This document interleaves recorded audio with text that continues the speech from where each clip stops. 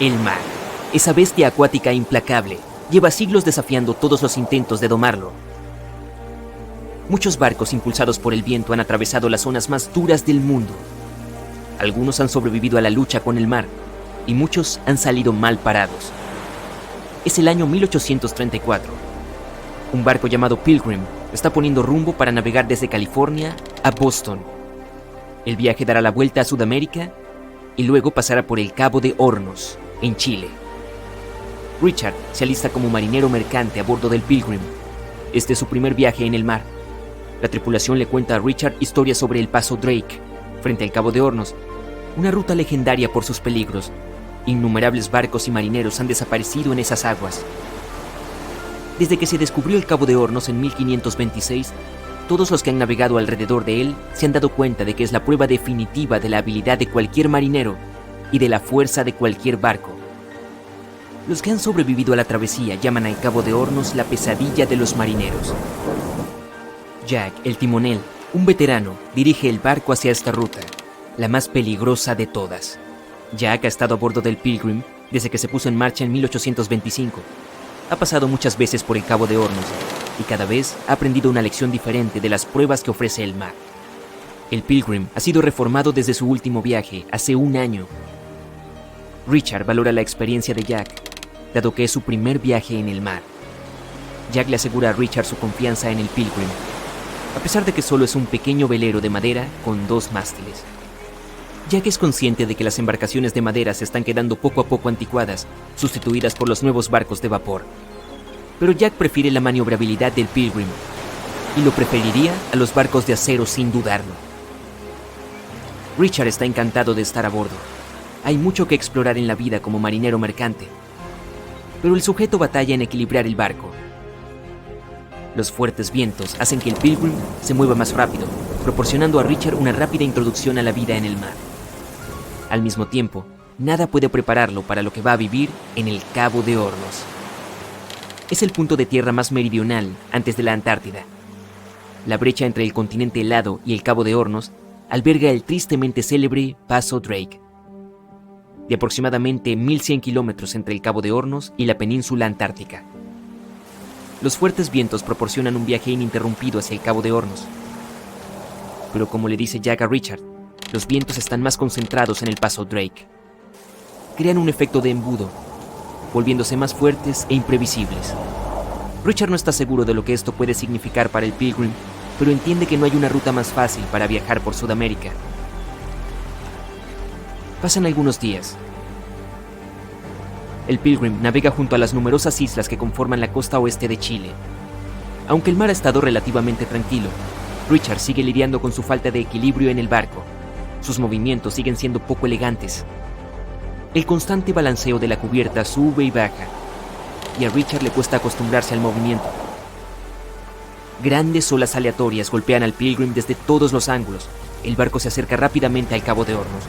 Richard mira hacia las grandes y estruendosas nubes negras en la distancia. «Bienvenido al Cabo de Hornos», dice Jack, medio riendo.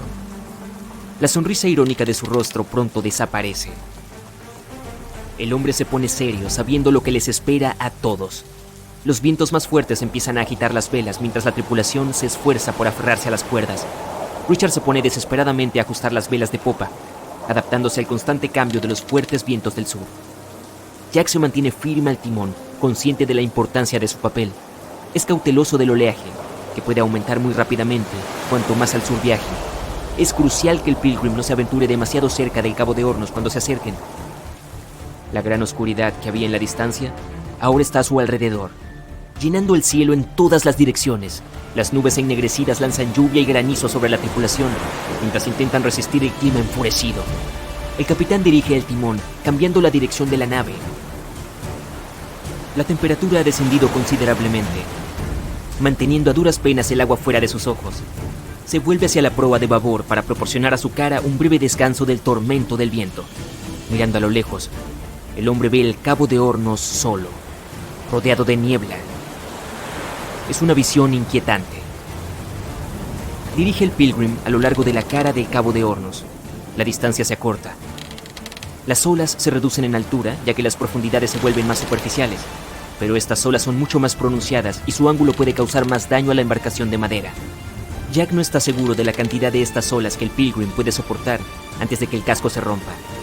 Richard, aún apostado en las velas de popa, observa el agua y los icebergs que flotan.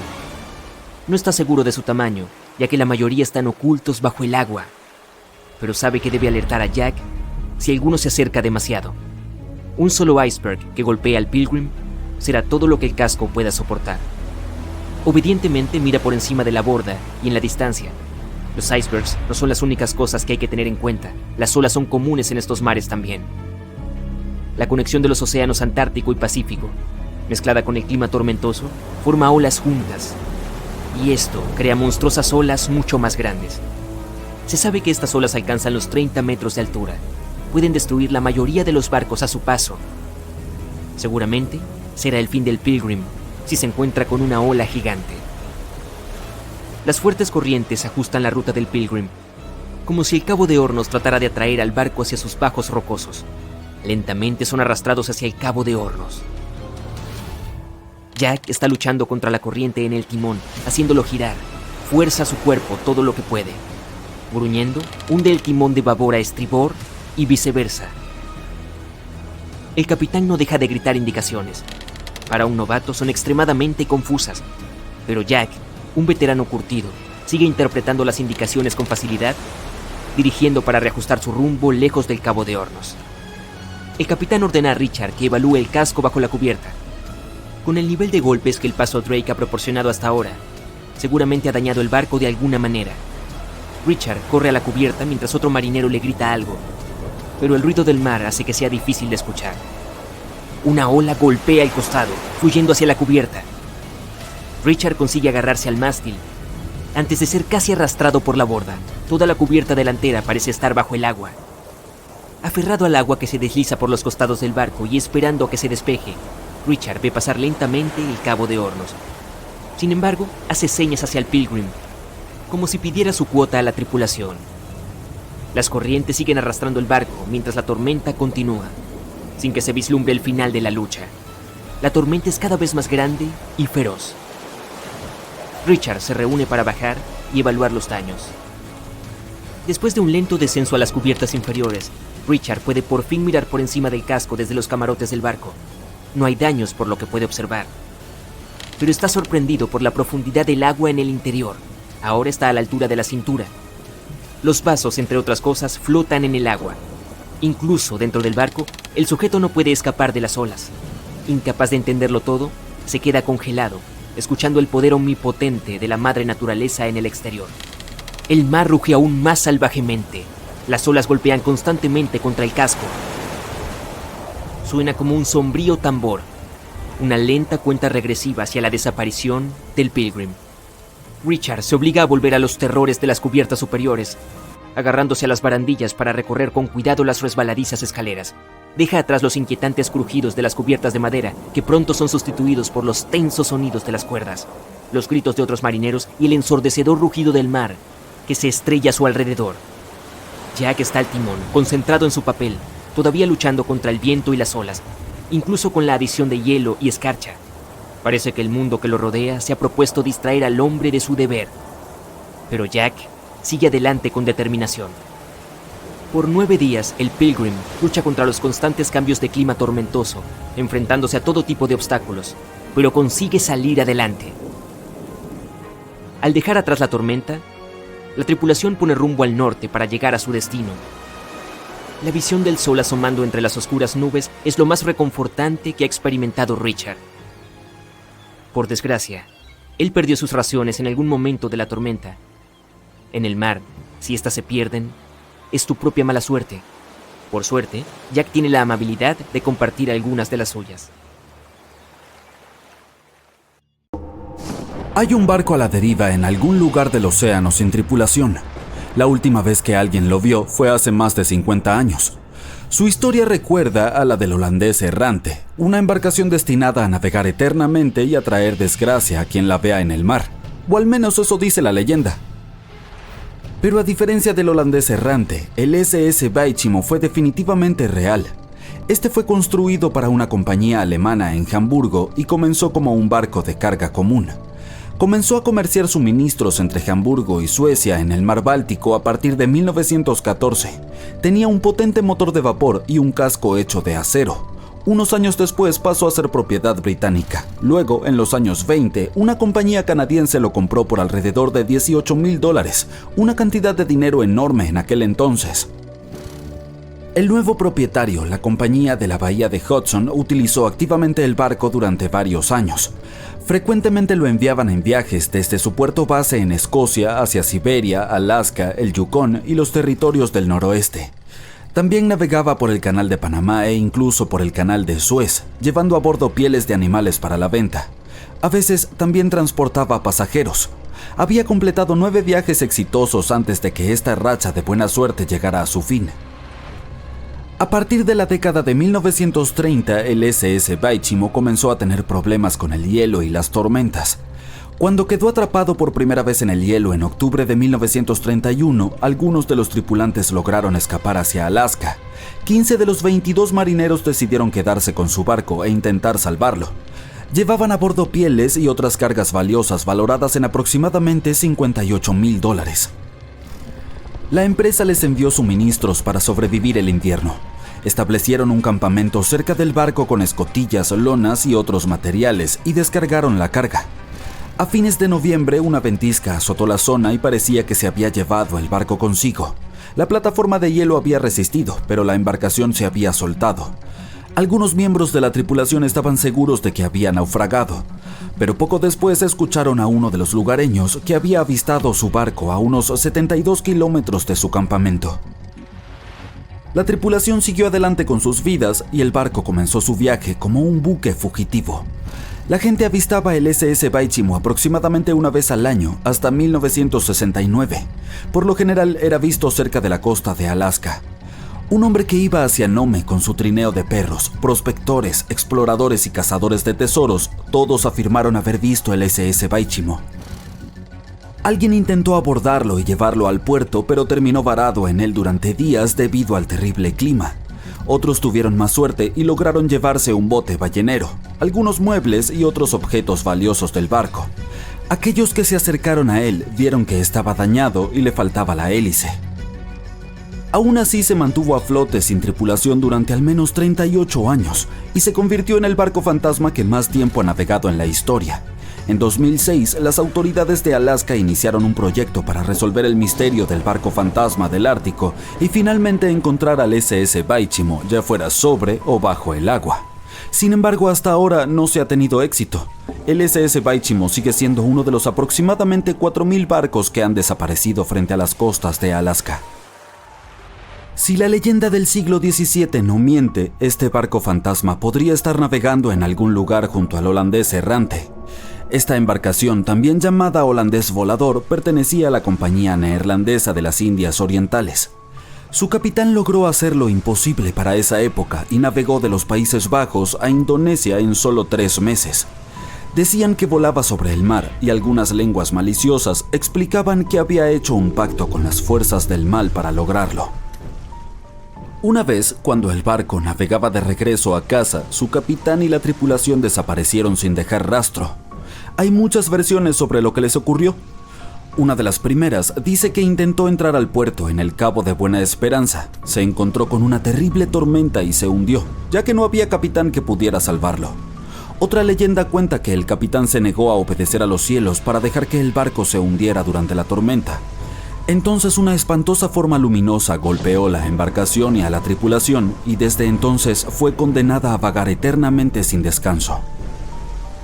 Muchos marineros han afirmado haber avistado al holandés errante. El duque de York, quien se convertiría en rey de Inglaterra, mencionó haberlo visto en aguas australianas. Justo después de avistar el barco, el hombre que lo vio primero cayó desde lo alto de un mástil y no sobrevivió. Hubo más encuentros con este barco legendario hasta mediados del siglo XX. Las embarcaciones casi colisionaban con él cuando el holandés aparecía de la nada. Los científicos tienen una explicación más lógica para este misterio: la Fata Morgana, que no debe confundirse con Hakuna Matata, por cierto. Cuando estás en el mar en un día caluroso y el aire está todo ondulado, se siente como cuando miras la carretera en un día de verano abrasador.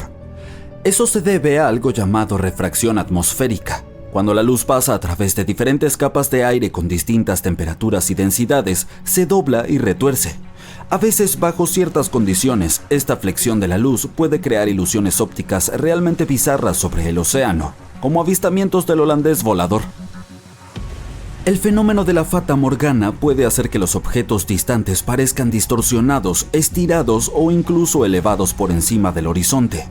Entonces puedes ver un barco a lo lejos, pero debido a la manera en que se dobla la luz, parecerá que está flotando sobre el agua o incluso desapareciendo y reapareciendo.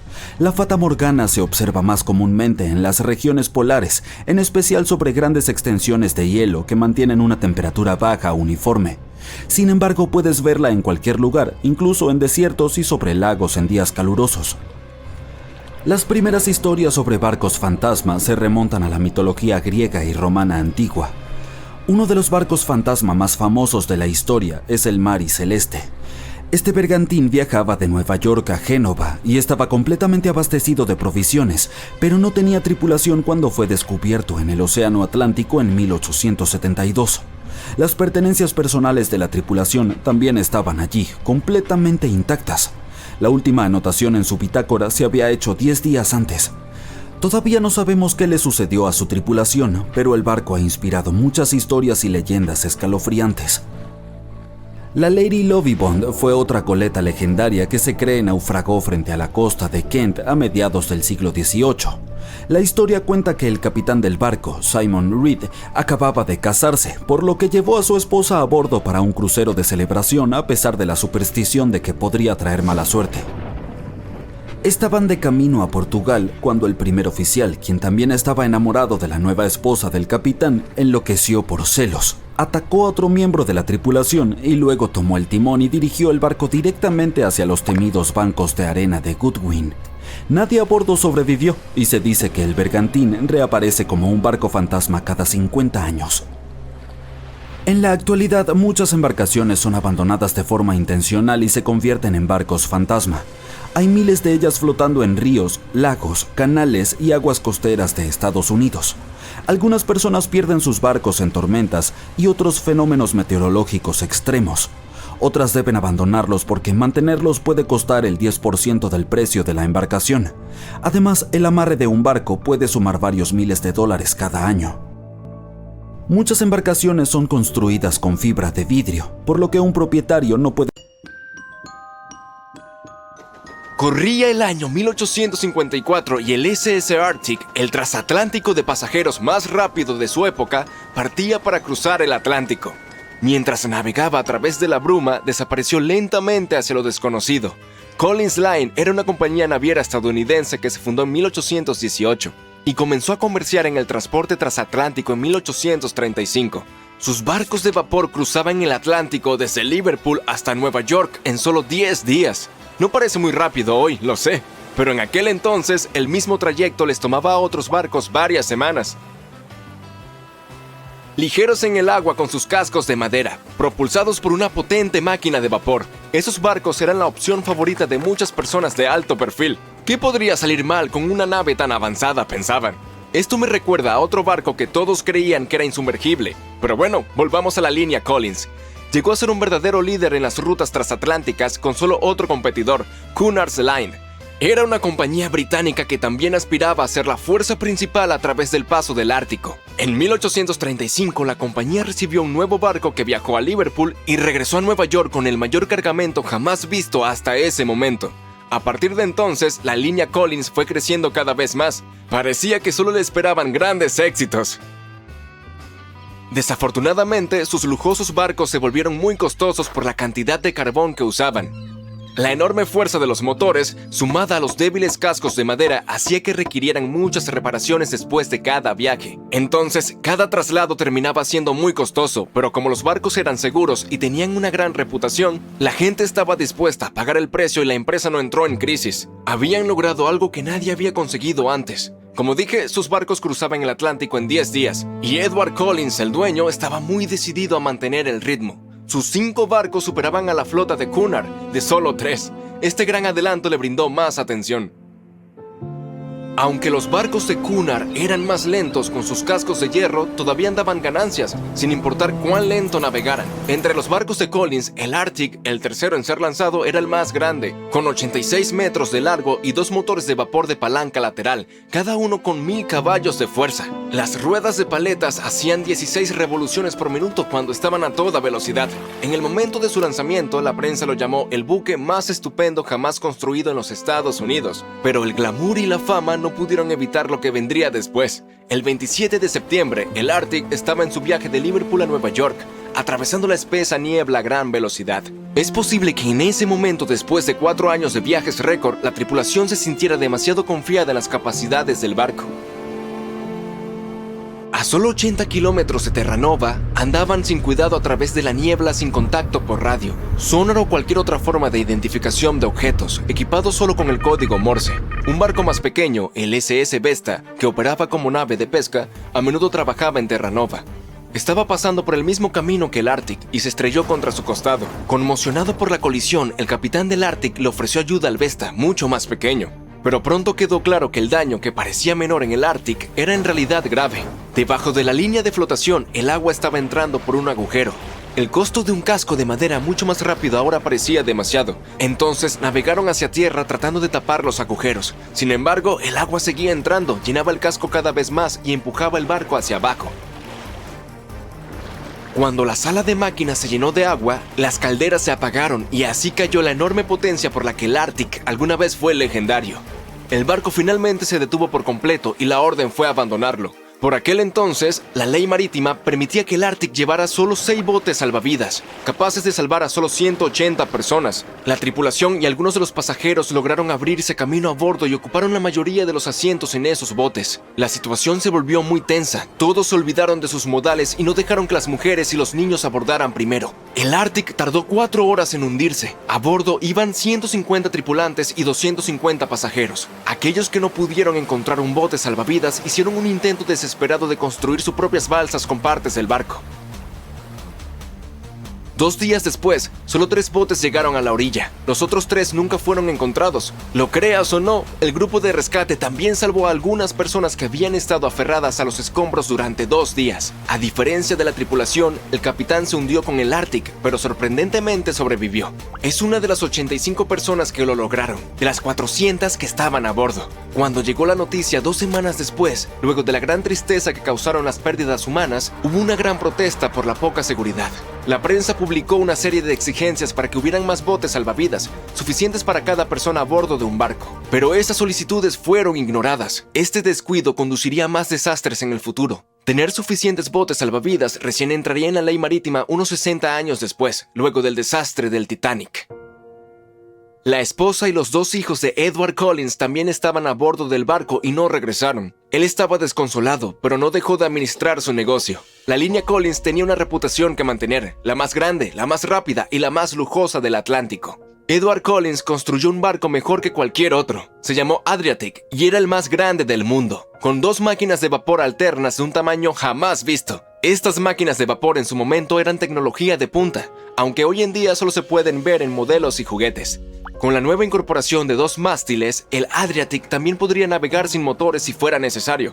Afortunadamente, se sacaron algunas lecciones del desastre del Arctic. Pero antes de que se construyera su nuevo barco, el Adriatic, ocurrió otro desastre. El barco gemelo del Arctic también se hundió.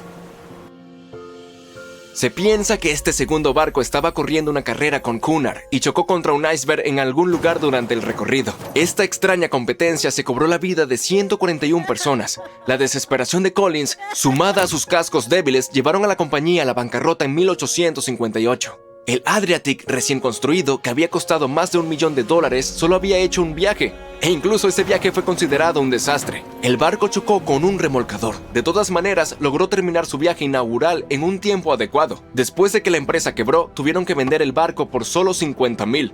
Quitaron los grandes motores y los reemplazaron por velas. Aunque alguna vez fue el barco más grande en alta mar, solo 30 años después fue abandonado, considerado irreparable y anclado en un río.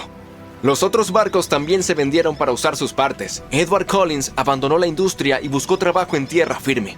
Como la línea Collins ya no estaba en carrera, la de Cunard se fortaleció. Sin competencia, ganó la banda azul los siguientes 30 años, y 180 años más tarde, después de producir cientos de barcos, aún tiene presencia en los mares, ya que ofrece viajes transatlánticos, viajes alrededor del mundo y cruceros de placer. Hasta el día de hoy, la línea Cunard es la única que opera barcos entre Europa y América. Barcos y aviones que desaparecen sin dejar rastro.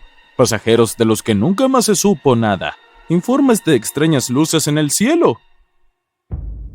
No, estas no son escenas del próximo éxito de taquilla de Hollywood, sino algunos de los extraños sucesos reportados durante más de un siglo en un área conocida con el siniestro nombre del Cementerio del Lago Ontario, también llamado Triángulo de las Bermudas de Canadá o Vórtice de Marysburg. Se extiende a lo largo de una parte del lago Ontario, desde Kingston hasta el condado de Príncipe Eduardo, en Canadá, y hasta Oswego, Nueva York, en los Estados Unidos. Los relatos sobre esta región pueden ser tan escalofriantes como el agua helada del lago en el que ocurrieron. La historia más inquietante involucra a una goleta llamada Bavaria. Corría el año 1889 y el barco estaba siendo remolcado a través del lago. Las aguas turbulentas cortaron la cuerda del remolque y el Bavaria se alejó flotando. Afortunadamente, la goleta fue encontrada más tarde a salvo y completamente intacta, pero faltaba una cosa: la tripulación. No había una sola persona a bordo. Lo que hace que esta historia sea aún más extraña es que se había puesto la mesa para la cena. Se descubrió una barra de pan recién horneada y el dinero y los documentos del capitán estaban completos. Incluso vi un canario mascota cantando felizmente como si nada estuviera mal. ¿Qué pasó con la tripulación? Puede que nunca lo sepamos, y este no fue un incidente aislado. Poco más de una década después, en 1900, 3 barcos, el Annie Minis, el Picton y el Acacias, navegaban por el lago. Solo 2 de ellos llegarían a su destino. El tercero, el Picton, se adelantó a los demás y simplemente desapareció. Según un cocinero del Annie Minis, estábamos bien adentrados en el lago y haciendo un buen tiempo cuando de repente vimos que las gavias del Picton se desplegaban y luego sus velas más bajas se asentaron. Después, mientras nos deteníamos y observábamos, el Picton simplemente desapareció. Es posible que se haya hundido, ya que más tarde se vieron algunos restos en el agua, pero el barco en sí nunca fue encontrado y ninguno de sus tripulantes fue localizado.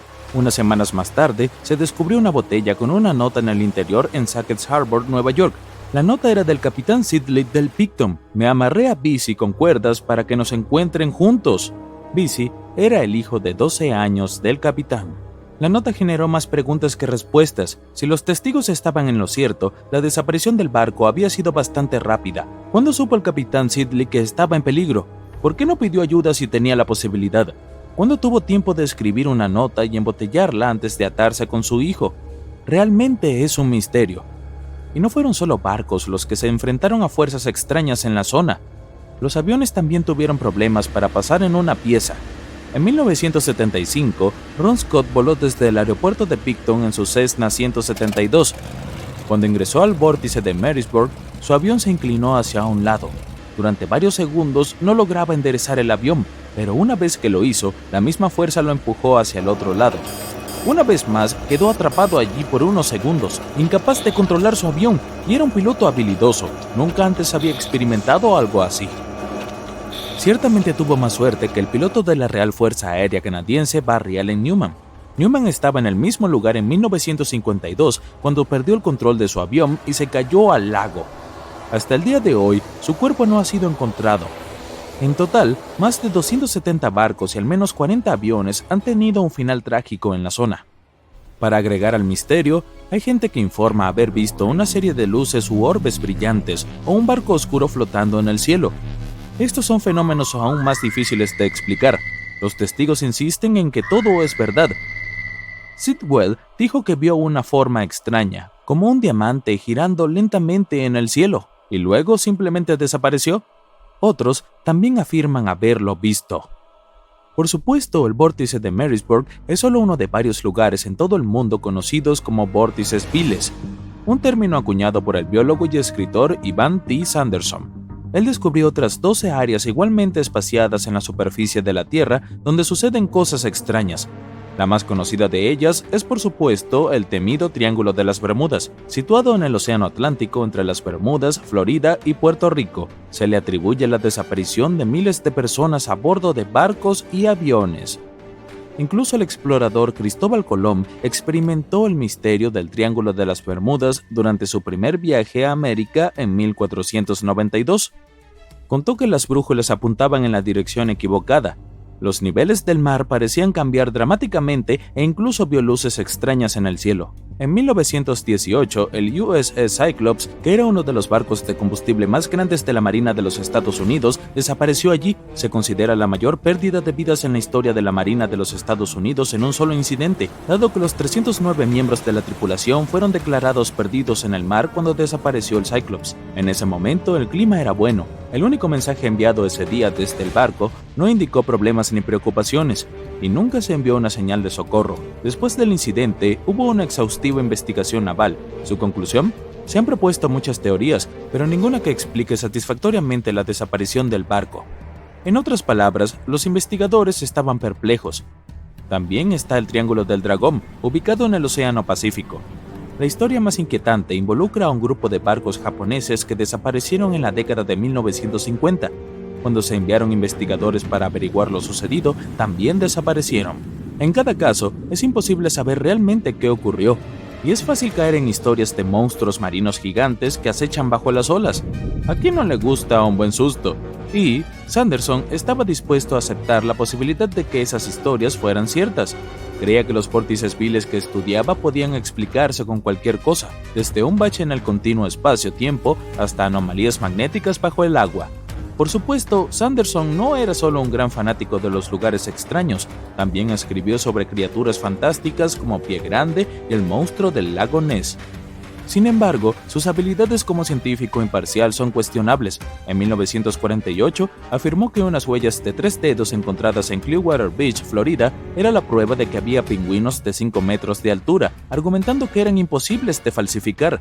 En 1988, Tony Sinjorini reveló que él y su amigo habían colocado unas patas de hierro fundido en sus zapatillas para lograr el engaño del pingüino gigante. Quizás Anderson no sea la fuente más confiable después de todo, pero también hay algunas explicaciones muy convincentes y completamente naturales.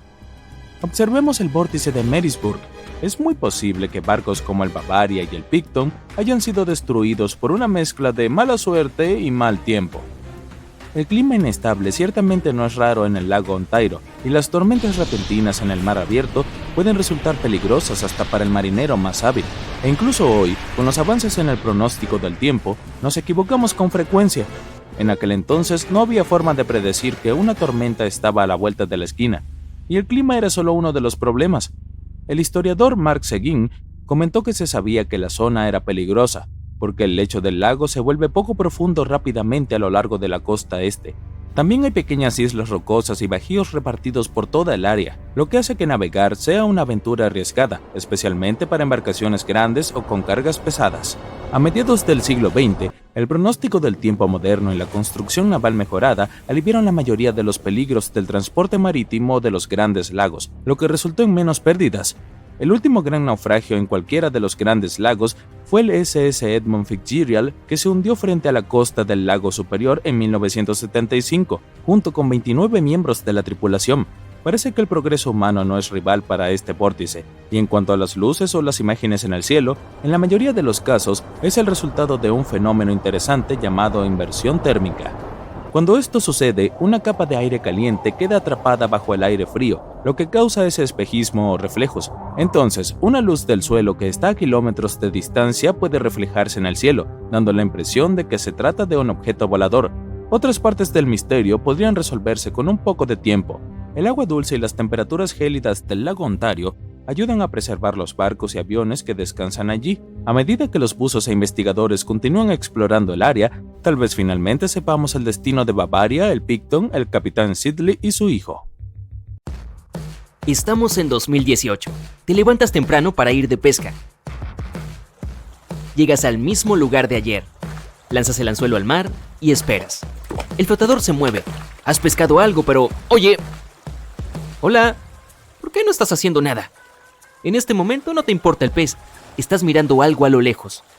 Abres la boca, lleno de sorpresa, al ver un enorme barco encallado en un banco de arena. No estaba allí ayer, así que llegó durante la noche. Bueno, probablemente se vaya tarde o temprano. Sigues pescando unas horas más. Durante este tiempo observas el barco y no notas ningún movimiento en él. ¿Estará vacío? Algunas embarcaciones y los guardacostas navegan desde la orilla hasta el barco. Tú también decides indagar. Subes a tu viejo bote y te diriges hacia el barco. La niebla sobre el agua hace que tenga un aspecto espeluznante. Es enorme. Está oxidado y vacío. ¿Dónde está la tripulación? ¿Y cómo llegó ahí? Los guardacostas suben a bordo. Registran la bodega, los camarotes y la cubierta superior. Encuentran pertenencias de alguna persona, restos de comida, cuadernos y ropa. Todo indica que la tripulación ha desaparecido por alguna extraña razón. Los pescadores que fueron los primeros en descubrir el buque no vieron desembarcar a nadie. No se enviaron señales de radio al puerto y nadie informó sobre el barco. Apareció de la nada. La única forma de obtener algo de información es mirar el número y el nombre. Se trata del Sam Ratulangi PB 1600. Los guardacostas comprueban la información, estudian los datos de todos los barcos del país y no puede ser. Una empresa construyó el barco en 2001 en Indonesia. Lo utilizaban para transportar cargas pesadas por los mares de Asia. Había estado operando durante 8 años. Entregaba productos industriales a diferentes puntos de la región, hasta que algo salió mal. En 2009, el Sam Ratulangi navegaba cerca de la costa de Taiwán, y eso es todo. No hubo más registros al respecto ni informes en ningún puerto. Todos pensaron que se había hundido, así que nadie intentó buscarlo. Pero 9 años más tarde, aparece aquí, grande y oxidado, frente a la costa de Birmania, sin tripulación ni combustible. Nace una investigación.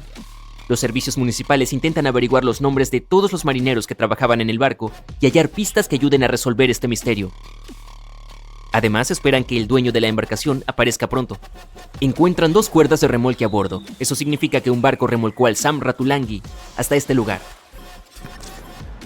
Más tarde identifican y encuentran a 13 miembros de la tripulación. Afirman que estaban yendo a la fábrica de Bangladesh para reparar el Sam Ratulangi. Otra embarcación ayudó a remolcar el barco, pero 2 cuerdas se rompieron y se desató una tormenta. Nadie quiso quedarse a bordo con ese clima, así que los miembros de la tripulación lo abandonaron. No se sabe qué ha estado haciendo durante los últimos 9 años y cómo es posible que haya terminado allí, sin gente a bordo. Y aquí hay otra historia de un barco mucho más misteriosa. El 16 de febrero de 2020, los lugareños hallaron un gran barco de carga atascado en una orilla rocosa frente a la costa de un pueblo irlandés. El barco parecía oxidado, con agujeros en el casco y algunas partes podridas. Nadie había visto esa embarcación el día anterior, así que apareció allí por la noche. La última vez que alguien vio el carguero Alta fue unos meses atrás, a miles de kilómetros de la costa de Irlanda. Ese día, el Alta navegaba por las aguas del Océano Atlántico, cuando otro barco, el MS Protector, lo vio a la distancia. Los miembros de la tripulación del MS Protector intentaron ponerse en contacto con el barco, pero no recibieron respuesta. Comprendieron que se trataba de un buque vacío. 5 meses después, apareció cerca de la costa de Irlanda. Hay más preguntas que respuestas en esta historia, pero logramos averiguar algo. En 2015, el Alta apareció y desapareció del radar varias veces. Todos los barcos tienen un sistema de rastreo interno para que sea posible seguir su ruta mediante satélites, pero los tripulantes del Alta solían desactivar este sistema. Tal vez estaban metidos en alguna actividad ilegal. En cualquier caso, en 2017, el barco viajó a menudo entre los puertos de las islas griegas. Más tarde, la señal de rastreo desapareció y apareció recién 10 meses después, frente a la costa del norte de África. Durante este tiempo, el barco cambió de bandera varias veces. En septiembre de 2018, el Alta se encontraba al sureste de las Bermudas, con dirección a Haití. Fue entonces cuando la tripulación comenzó a tener problemas. El motor principal se averió justo en medio del Océano Atlántico. El barco comenzó a ir a la deriva. Pasaron varios días, pero los miembros de la tripulación no lograron repararlo y empezaron a quedarse sin provisiones. La situación empeoró aún más cuando se enteraron de que un huracán se dirigía hacia ellos. Por fortuna consiguieron ponerse en contacto con los guardacostas estadounidenses. El 2 de octubre, un helicóptero voló hasta el Alta para llevarles algunos suministros. Había comida suficiente para varios días. Luego, un barco de rescate se les acercó.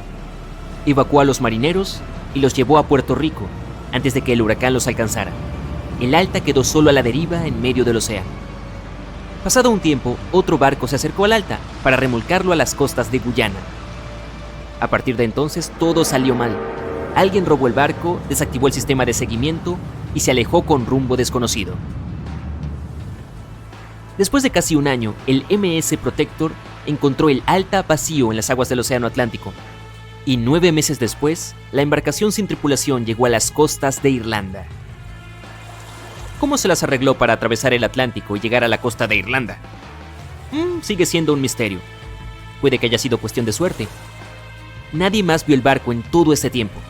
Cubría grandes distancias y sobrevivía a las tormentas. ¿Quién es el capitán? ¿Qué pasó con los ladrones? ¿A quién le pertenece ahora? Un día, alguien llamó al ayuntamiento y se presentó como el propietario del barco, pero esa persona no aportó ninguna prueba. Encontraron varios barriles de petróleo en el barco y se los llevaron en helicóptero. El Alta se estaba oxidando y la corrosión del metal podía ser dañina para el medio ambiente. El barco no tenía valor comercial, pero deshacerse de él costaría millones de dólares.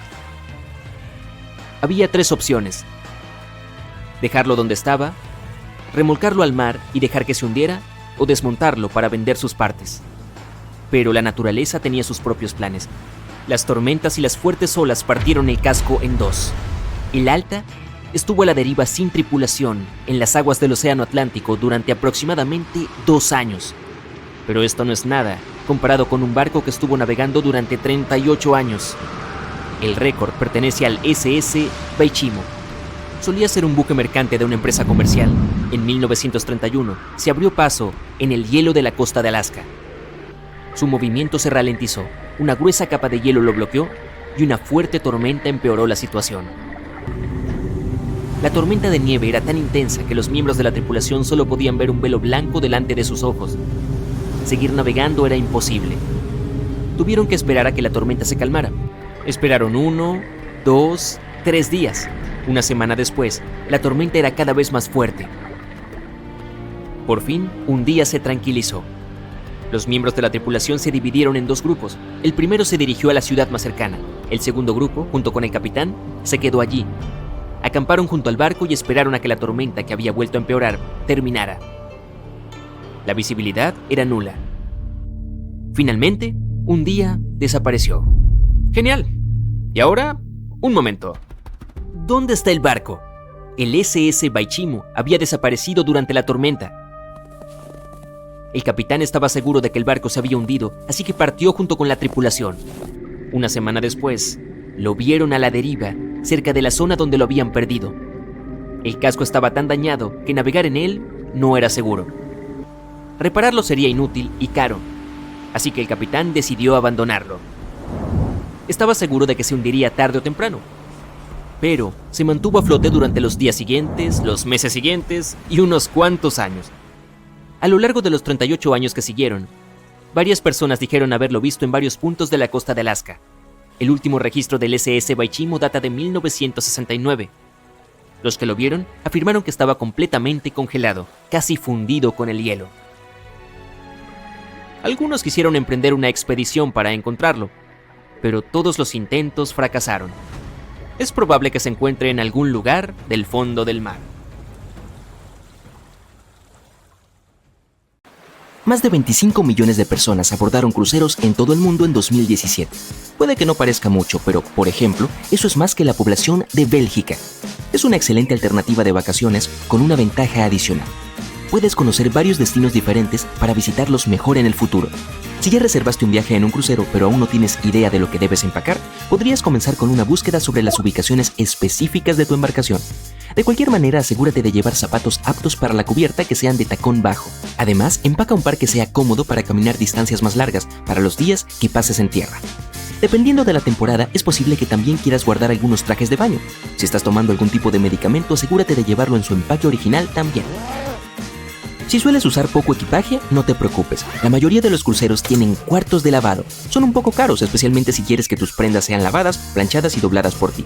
Pero te ahorran el ajetreo de empacar más prendas o lavarlas tú mismo. Es muy importante que te comuniques con la compañía de tu tarjeta de crédito antes de abordar el barco. Más aún si tu itinerario incluye visitar uno o más países extranjeros. Tu tarjeta podría ser bloqueada si hay alguna actividad inusual en tu cuenta. La mayoría de estas empresas tienen algoritmos que se activan una vez que aparecen varios cargos de diferentes países. Es exactamente lo que pasaría en un crucero. Informar de antemano te ahorrará la vergüenza de que te rechacen la tarjeta en algún restaurante.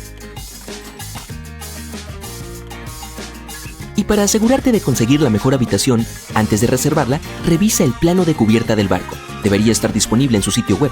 Si lo que buscas es paz y tranquilidad, no optes por las habitaciones ubicadas directamente encima o debajo de cualquiera de los puntos de entretenimiento de la embarcación. Además, si te mareas fácilmente, evita los cuartos que están en la parte delantera del barco. En lugar de eso, elige los que están ubicados en el medio, en una cubierta inferior. Así sentirás menos movimiento. Y si es la primera vez que viajas en un crucero, te sorprenderá saber que algunas habitaciones no tienen ventanas. Antes de hacer una reserva, asegúrate de verificar todas las características del cuarto que deseas reservar. La mayoría de los cruceros tienen un montón de imágenes de las salas comunes en sus páginas de reserva y puede ser un poco confuso lo que en realidad ofrecen por un precio específico. Además, algunas habitaciones también son bastante pequeñas. Si no te gusta dormir en espacios limitados, es posible que quieras cambiar a un cuarto más grande, incluso si es un poco más caro. Siempre puedes dividir el costo con un amigo si quiere acompañarte en tu viaje. Ok, con la ayuda de la tecnología moderna, incluso si una habitación específica no tiene ventanas, no significa que no puedas ver las olas. ¿Cómo? Seguro te estás preguntando. Los cruceros más lujosos cuentan con un bono secreto. En las áreas sin acceso a la luz solar se construyen balcones virtuales. Estas pantallas de alta tecnología funcionan mostrándote lo que sucede afuera en tiempo real. También tienen un beneficio adicional. En caso de mal tiempo, los huéspedes aún pueden tener la sensación de estar al aire libre sin que el viento o la lluvia arruinen su cabello o su ropa. Y puede que no sea perfecto, pero aún así es mejor que estar en un lugar encerrado a bordo. ¿Que no quieres gastar mucho dinero en el crucero? Es posible, especialmente si buscas mejoras de última hora. Incluso podrías terminar teniendo vacaciones de millonarios sin tener que gastar mucho. Estas mejoras a veces incluyen cosas como un balcón privado en tu habitación, tal vez algunos servicios de spa o incluso mejores precios para comidas de alta gama. Y si no están todos reservados para el momento en que las personas abordan el barco, es posible que estén abiertos para el resto de los pasajeros a precios mucho mejores de los que tenían inicialmente. Puede haber obsequios ocultos a bordo si prestas mucha atención. Cosas como pasteles de cortesía a última hora de la mañana o una taza de té por la noche pueden ser algunos de los detallitos que se ofrecen a los huéspedes. Solo tienes que preguntar. Y es posible que quieras ver lo que están haciendo otros turistas. Algunas personas con más experiencia en cruceros pueden darte excelentes consejos y trucos. No tengas miedo de iniciar una conversación si ves que alguien obtuvo algo gratis. Algunos barcos no escatiman esfuerzos en cuanto a elegancia. Incluso tienen áreas exclusivas diseñadas para huéspedes que se hospedan en costosas suites. La mayoría de las veces están ubicadas en la parte superior del barco. En una embarcación en particular, estos tipos de huéspedes tienen miembros del personal designados llamados Royal Genies, que son similares a los mayordomos. Pueden atender a unas pocas cabinas. Dado que la línea de cruceros quiere distraer a otros invitados de hacerles preguntas que les quitarían tiempo a sus invitados asignados, estos Genies no usan etiquetas con su nombre en las áreas públicas. De hecho, la mayoría de las áreas comunes de los cruceros requieren que los viajeros sigan un código de vestimenta, pero si investigas con anticipación, es posible que descubras que ciertas zonas son más relajadas cuando se trata de lo que la gente debe usar. La mayoría de los barcos requieren que las personas sigan la regla de atuendo inteligente, lo que significa pantalones con una camisa con cuello para los hombres o blusas y faldas, vestidos o pantalones elegantes para las mujeres. En cuanto a los destinos de viaje, asegúrate de investigar con anticipación los puertos que vas a visitar. Así sabrás qué ponerte, qué tiempo hará y si necesitas empacar algo más, como un paraguas o una toalla de playa. Las escalas en los cruceros solo duran unas pocas horas en la mayoría de los casos, por lo que querrás aprovecharlas al máximo. Si un lugar en específico tiene museos o galerías de arte que quieres visitar, asegúrate de hacer reservas con anticipación para que no pierdas tiempo esperando en las filas. Ahora, algunos cruceros incluso brindan a sus huéspedes recorridos privados por los puertos que visitan. Asegúrate de reservarlos con anticipación en caso de que te interesen, ya que los cupos se llenan bastante rápido. Los tours independientes son un poco más privados, puedes pasar más tiempo con tu guía turístico e incluso hacer más preguntas. Recuerda siempre poner tu teléfono en modo avión mientras estés a bordo. La mayoría de las historias de terror de cruceros involucran a novatos que terminaron pagando miles de dólares en cargos de teléfonos celulares mientras estaban en los barcos, solo porque olvidaron apagarlos. Y si eres el tipo de persona que no puede apagar su teléfono, asegúrate de consultar con tu proveedor de telefonía celular antes de viajar al extranjero. Algunos pueden ofrecer planes especiales por tiempo limitado sin cargos adicionales. Podrás chatear, llamar o buscar videos en YouTube sin preocuparte por tener que pagar una fortuna. La mayoría de los cruceros también ofrecen Wi-Fi de cortesía o paquetes de Wi-Fi que se pueden comprar por adelantado, que son mucho más asequibles. Puedes limitarte a comunicarte con tus amigos y familiares en casa a través de FaceTime o Skype. Y las personas que han oído hablar de la tragedia del Titanic siempre se preguntan qué podría pasar si algo saliera mal a bordo. Bueno, tomemos los botes salvavidas, por ejemplo. El Titanic tenía solo 20 botes salvavidas a bordo, que trágicamente no fueron suficientes para acomodar a todos los pasajeros después de que el barco chocó contra el iceberg. Algunos cruceros elegantes en estos días tienen un número aún menor de botes, entre 15 y 18. ¿Esto es extraño? Bueno, en realidad no, dado que cada bote puede acomodar hasta 370 personas. E incluso los barcos más grandes, que tienen una capacidad estimada para 8,000 personas si están completos, incluidos los turistas y el personal, son seguros en caso de emergencia.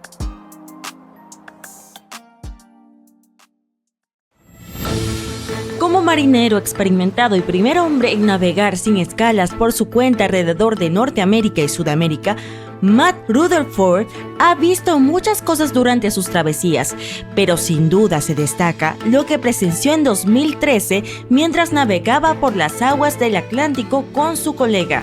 A unos 1.300 kilómetros de la costa de las Bermudas, no muy lejos del famoso Triángulo de las Bermudas, observaron un barco que parecía moverse solo. Las velas no estaban izadas y el motor no funcionaba. Los marineros decidieron comprobar si había alguien que necesitara ayuda a bordo, así que se acercaron al misterioso barco. Una vez allí, se dieron cuenta de que no había ni un alma viva a bordo. Rutherford empezó a grabar para documentar su descubrimiento. El barco parecía tan abandonado que esperaban encontrar cosas terroríficas en su interior, pero eso no detuvo a Rutherford en su búsqueda. La nave, que resultó llamarse Wolfhound, parecía lujosa y probablemente costaba cientos de miles de dólares. Era bastante extraño encontrarla flotando sola en medio del océano. Parecía que quien la había abandonado se había ido con prisa. Había ropa y otros efectos personales en la cabina principal. Algunas partes del techo se habían caído y algunos cajones se habían abierto. Los valientes marineros decidieron remolcar el barco fantasma de vuelta a las Bermudas. No fue fácil, porque el Wolfhound era más grande y pesado que su barco. Luego de varios días en el mar, la tripulación se estaba quedando sin combustible y le pidió a un carguero que pasaba por allí que se detuviera para echarles gasolina. Siguieron tirando del Wolfhound hasta que el cabo de remolque se enredó en el timón y se dieron cuenta de que podían quedar varados en el Triángulo de las Bermudas, así que tuvieron que abandonar el barco.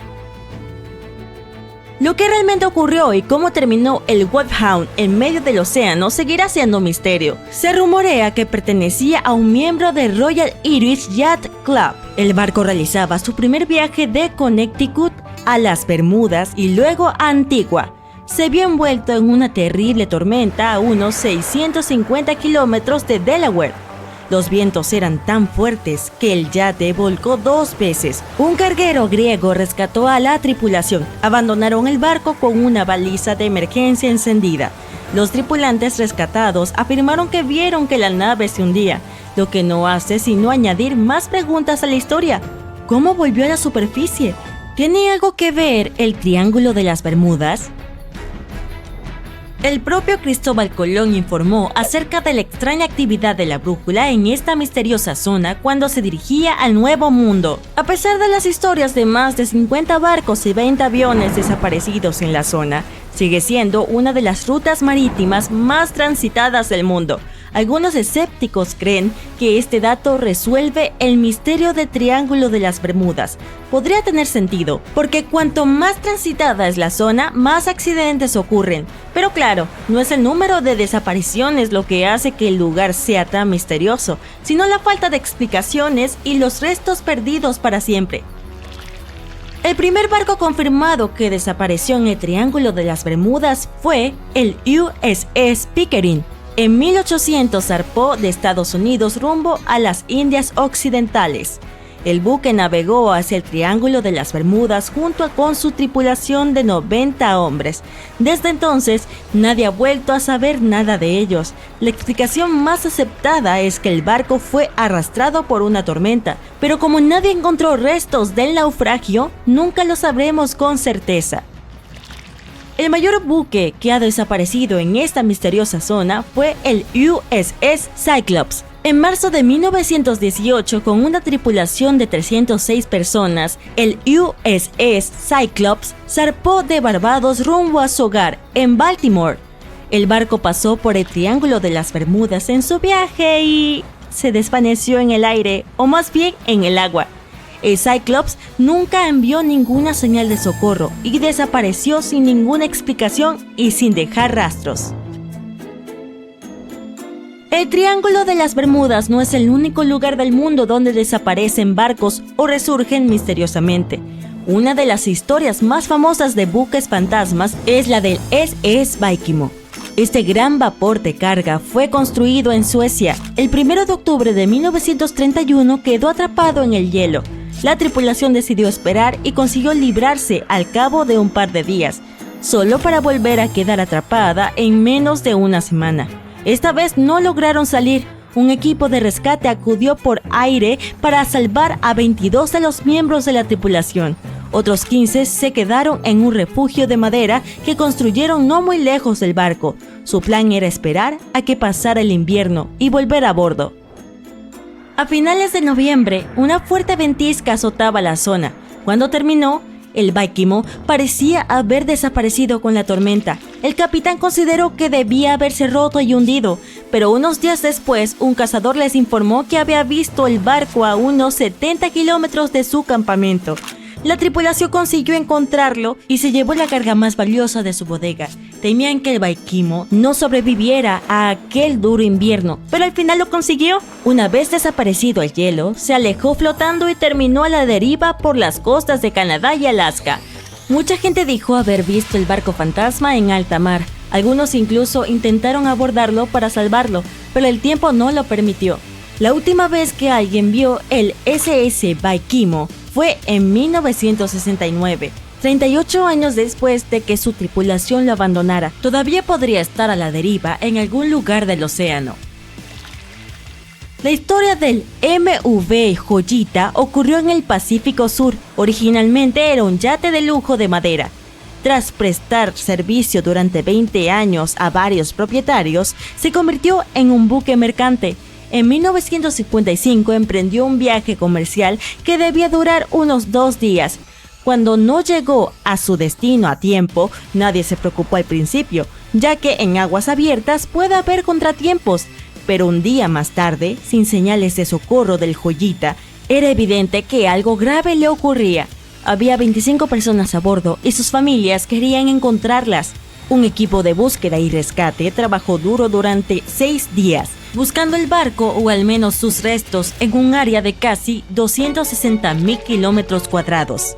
Es decir, 1,5 veces más grande que Florida. Lamentablemente la misión tuvo que regresar sin ningún resultado.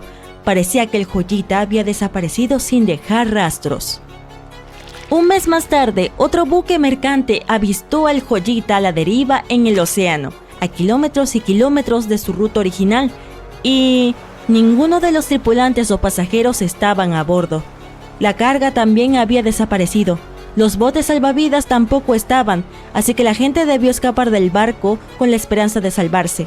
Resultó que la tripulación había estado intentando conseguir ayuda mientras sintonizaban la radio en el canal internacional de socorro. pero un cable dañado no les permitió enviar la señal a más de 3 kilómetros. Aparentemente, cuando abandonaban el barco, la tripulación se llevó el diario de viaje y aún no sabemos qué le pasó exactamente al Joyita. Los familiares de quienes iban a bordo siguen buscando respuestas. Un profesor afirma que debió ser una tubería corroída la que goteó e inundó el barco, pero lo más probable es que nunca lo sepamos con certeza. En el Océano Pacífico, cerca de Japón, hay una zona apodada el Mar del Diablo. Se cree que es uno de los 12 vórtices viles que rodean la Tierra. Algunas personas afirman que en los vórtices viles ocurren cosas extrañas porque la atracción de las ondas electromagnéticas del planeta es más fuerte allí que en cualquier otro lugar. El barco más famoso que desapareció en la zona fue un patrullero pesquero, el Kaio Maru número 5, en 1952. El buque se dirigió allí para investigar las naves que habían desaparecido anteriormente y se desvaneció junto con 31 tripulantes. Los científicos no creen que se trate de una desaparición misteriosa. Culpan a la erupción de un volcán submarino de lo ocurrido. A principios del siglo XX, en algún lugar de la costa de África Occidental, un buque de vapor alemán abandonaba el puerto. De repente, el tiempo empeoró. El barco entró en una espesa niebla y terminó encallado en un banco de arena cercano a la costa. Por suerte nadie resultó herido e incluso pudieron salvar su preciada carga. Pero el barco quedó atrapado en la arena para siempre. Y no estaba solo. Casi toda la costa occidental de Namibia se llama Costa de los Esqueletos. Si el nombre suena aterrador, es porque lo es. Esta línea de playa de 1570 kilómetros de largo es uno de los lugares más peligrosos de la Tierra.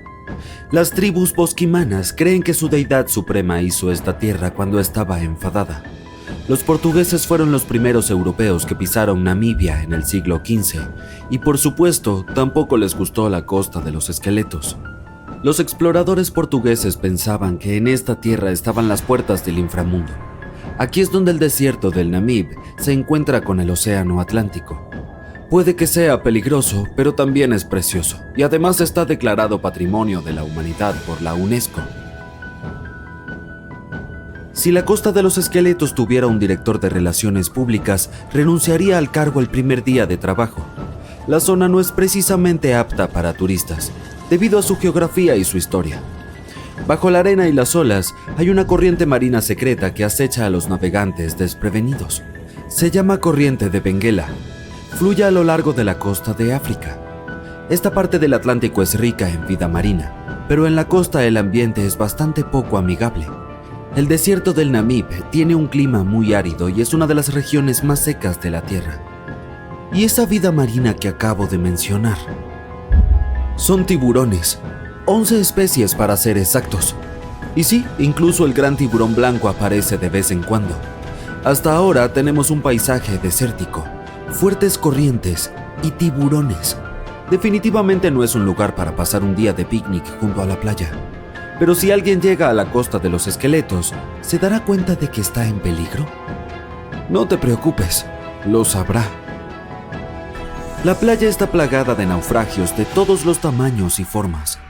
¿Recuerdas el barco alemán que mencioné al principio?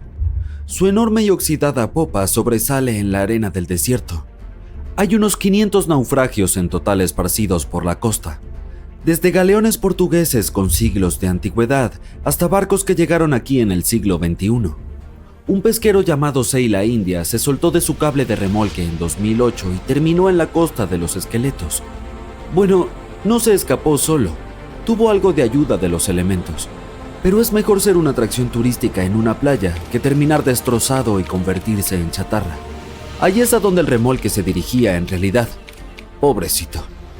El habitante más famoso de la Costa de los Esqueletos es el Dundee Star. Este carguero británico encalló aquí en 1942. La enorme operación de rescate que siguió revela por qué esta zona es tan peligrosa para los marineros.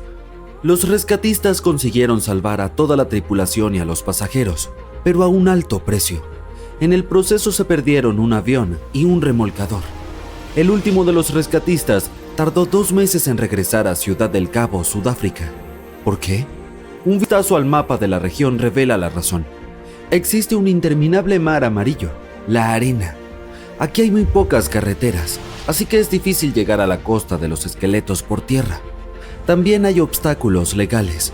Se necesita un permiso especial para transitar por esta zona. Pero los esqueletos del nombre no solo se refieren a barcos, también representan huesos de animales. La mayoría pertenecían a ballenas y focas. Muchos animales se han adaptado a este hábitat, así que leones y hienas recorren las costas en busca de comida. Bueno, ahora también tenemos leones hambrientos, como si los tiburones no fueran suficientes. Otros animales con residencia temporal en la costa de los esqueletos son elefantes, guepardos, leopardos y jirafas. En 1971 las autoridades namibias crearon aquí un parque nacional, pero salvo por los surfistas que buscan un subidón de adrenalina, no recibe muchos visitantes. Se entiende por qué. El desierto del Namib es el más antiguo del mundo y tampoco es muy turístico. Quienes viajen a la región deben llevar protector solar y una chaqueta de invierno. Una combinación extraña, ¿verdad? Bueno, no tanto si se piensa que durante el día las temperaturas se disparan por encima de los 45 grados centígrados.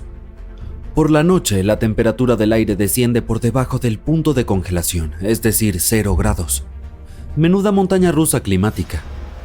Y ese no es el peligro final. Sí, hay más. ¿Recuerdas cómo se perdió aquel barco alemán en la espesa niebla? No fue un hecho aislado. Debido al clima de la región, la niebla aparece con frecuencia. Los marineros deberían taparse los oídos, pero esta niebla es buena para la fauna. Es su única fuente de agua en el desierto del Namib. Los reptiles y mamíferos se han adaptado a este duro clima y utilizan la menor cantidad de agua posible. Arenas movedizas, niebla espesa, fuertes corrientes, leones y tiburones. No es lo que se suele poner en los folletos turísticos, pero la costa de los esqueletos no es la única playa del planeta en la que no querrías pasar tus vacaciones. Te llevaré a Cape Tribulation, en Australia. La zona abarca unos 48 kilómetros cuadrados en el noroeste del continente, pero no es seca como la costa de los esqueletos. Forma parte de la selva tropical de Daintree. Aquí es la selva y no el desierto la que se encuentra con el océano. La playa de Cape Tribulation parece sacada de una postal, pero las apariencias engañan. ¿Australia? ¿Otra vez tiburones? No.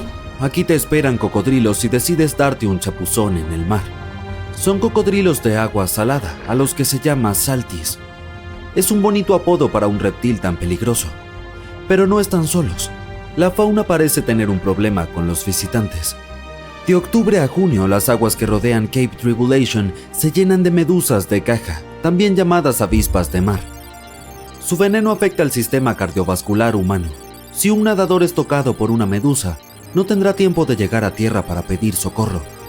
El vinagre ayuda a neutralizar la picadura, por lo que conviene llevar una botella de repuesto en el equipaje. Los cocodrilos y las medusas suenan peligrosos, pero hay otro animal del que debes cuidarte. Se trata del jabalí. Puede sonar gracioso, pero no te reirás cuando te persiga uno por la playa. En Australia viven 21 millones de jabalíes. Son activos sobre todo de noche, lo que aumenta aún más el peligro de que uno de ellos se lance sobre ti en la oscuridad.